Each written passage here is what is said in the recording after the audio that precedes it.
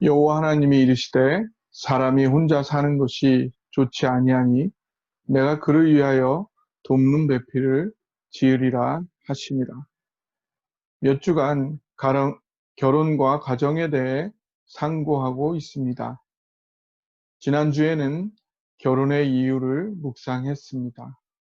우리는 사랑의 존재이기에 사랑의 대상이 필요하고 우리는 영과 육이 있기에 영과 육을 평생 동안 모든 영역에서 공유할 수 있는 배우자가 필요합니다.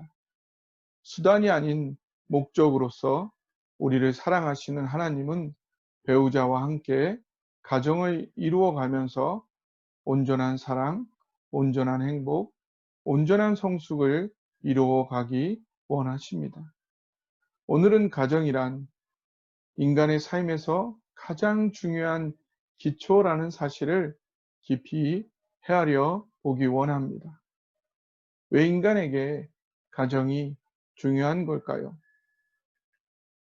첫째, 인간은 대부분의 인생을 가정에서 살아가기 때문입니다.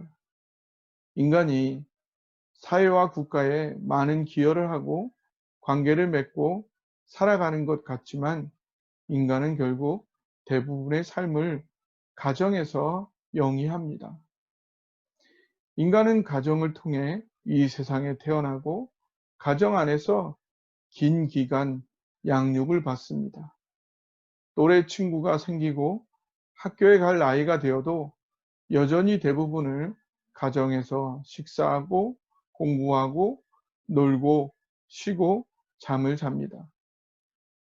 사회 직장 생활을 시작해도 최소한 3분의 1의 시간을 가정에서 보내야 정상적인 삶을 살 수가 있습니다.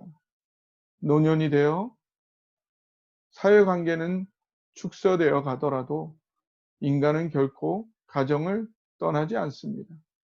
그리고 마지막, 사람은 가정에서 인생을 마감하는 죽음을 맞이하게 됩니다.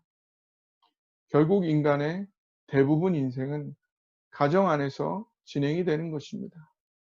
그 이야기는 인간의 행복을 위해 가장 중요한 관계가 가정이라는 것입니다.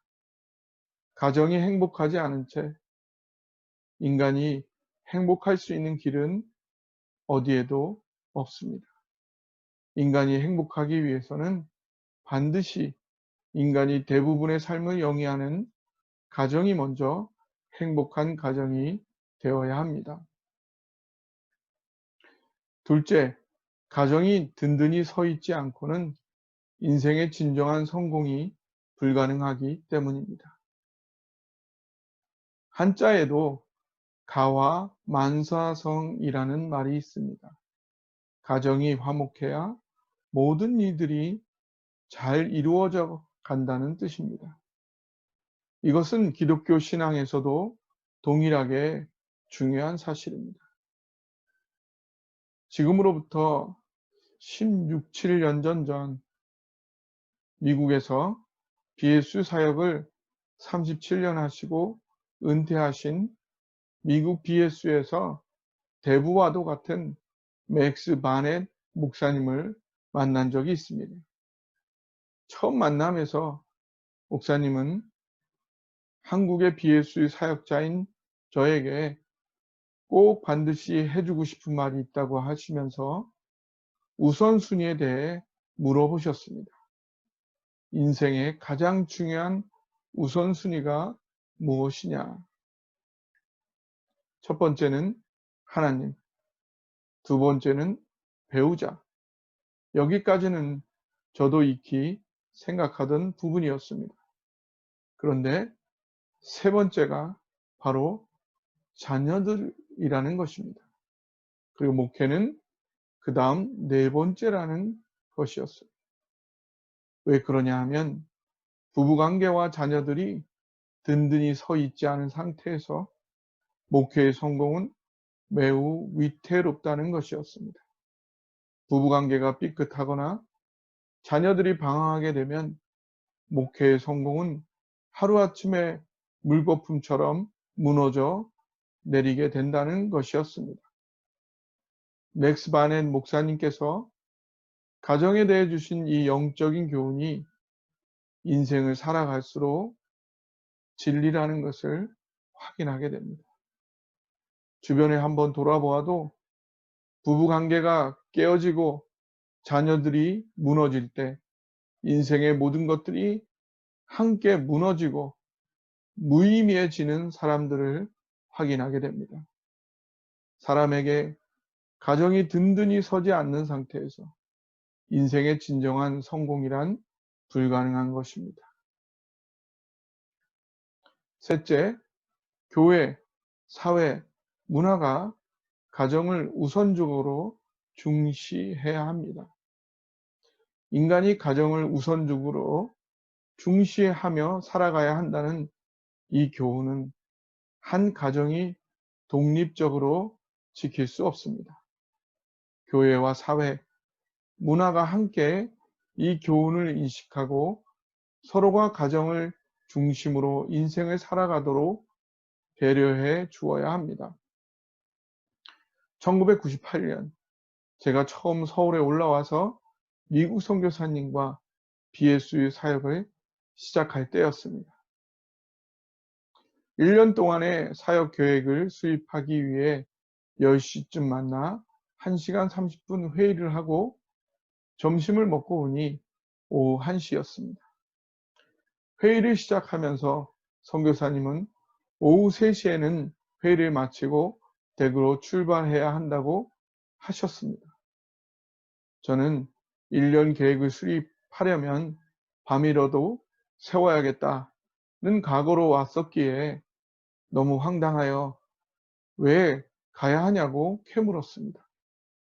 그러자 자기 아들이 학교에서 4시면 집에 돌아오기 때문에 그때까지 꼭 집에 가 있어야 한다는 것이었습니다. 그 대답이 저를 더욱 황당하게 만들었습니다. 속으로 한국에 선교하러 왔지 애 키우러 왔나? 라는 의문이 치솟았습니다. 이러한 의문은 저만 갖고 있었던 것이 아니었습니다.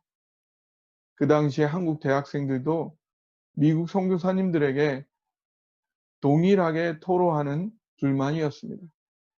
주말에는 절대로 사역을 하지 않고 특별히 계획된 일정이 아니면 반드시 저녁 식사 전에 집에 가야 하고 1년에 한 달 이상 가족과 함께 휴가를 떠나는 그들의 삶을 새벽 4시부터 밤 11시까지 목회하시는 한국 목사님들, 그리고 그와 별반 다를 것 없이 경무에 시달리고 있는 한국의 직장인들과 비교하면서 너무 헌신도가 떨어진다고 비판하곤 하였습니다.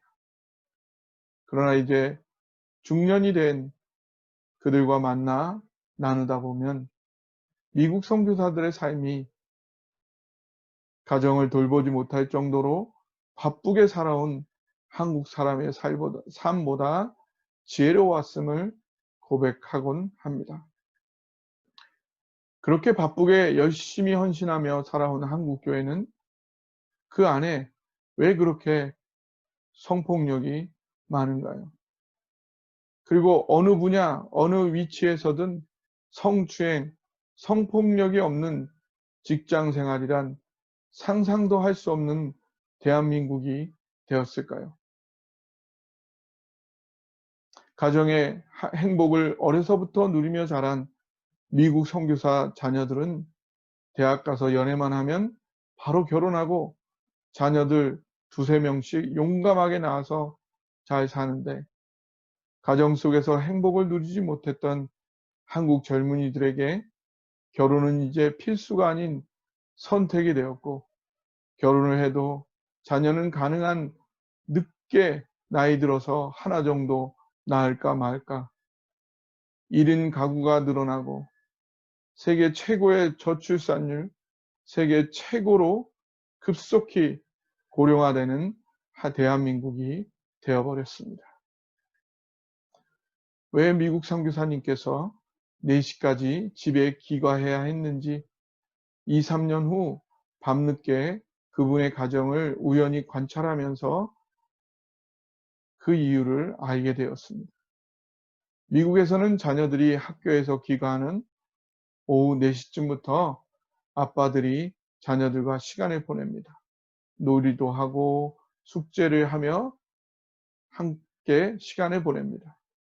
그 사이 엄마는 저녁 식사 준비를 합니다. 6시가 되면 가족이 다 함께 모여 식사를 하고 7시부터 아빠가 설거지를 하는 사이 엄마와 아이들은 학교 숙제를 마무리합니다.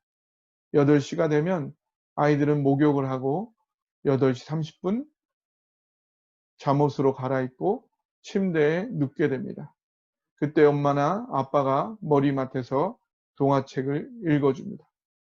그러면 아이들은 동화 이야기를 듣다가 잠이 듭니다. 그러면 적어도 밤 9시 이후에는 부부만의 시간이 마련됩니다. 가족 중 그 누구도 희생되지 않는 행복하고 만족스러운 삶을 위해 아빠는 반드시 오후 4시까지는 가정으로 귀가해야 하는 것이었습니다. 이런 삶이 한국에서 가능할까요? 한 가정만이 아닌 교회와 직장, 사회와 국가가 함께 가정을 중시하는 문화와 삶을 만들어 가야 합니다. 인간은 인생의 대부분을 가정에서 영위합니다. 부부관계와 자녀가 행복하지 않고는 인생이 결코 성공적일 수가 없습니다. 하나님께서 계획하신 행복한 인생을 모든 사람들과 함께 살아가고 싶다면 가정을 중시하는 문화가 교회, 직장, 사회, 국가 안에서 정착되도록 모두 함께 최선을 다해야 합니다.